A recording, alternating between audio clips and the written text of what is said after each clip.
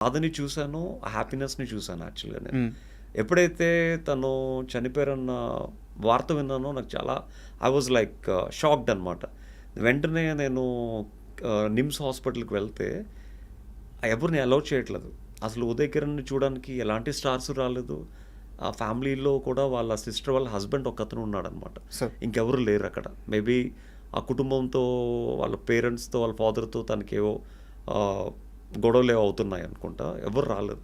అప్పుడు నేనే మార్చురీకి వెళ్ళి ఓపెన్ చేస్తే అప్పుడు ఉదయ్ కిరణ్ గారి బాడీని ఫస్ట్ చూసింది నేనే. అప్పుడు అప్పటికే తన కళ్ళని దానం చేసి ప్లాస్టిక్ కళ్ళు పెట్టారు యాక్చువల్‌గా.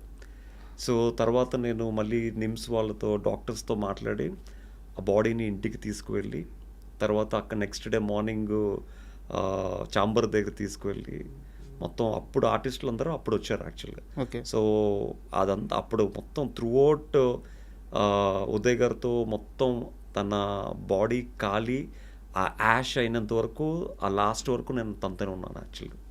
ఆ బాడీ మొత్తం కాలినంత వరకు తనతోనే ఉన్నాను. చాలామంది కొంతమంది మధ్యలోనే వెళ్ళిపోయారు. కొంతమంది బాడీ ఇలా అంటించిన వెంటనే వెళ్ళిపోయారు actually. But I'm the one.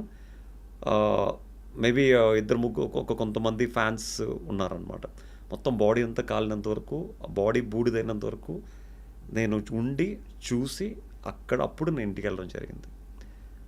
అంటే అంటే ఇంకా ఒక ఫ్రెండ్‌కి అంతకన్నా మనం ఎక్కువ ఏమి ఇవ్వగలం యాక్చువల్‌గా.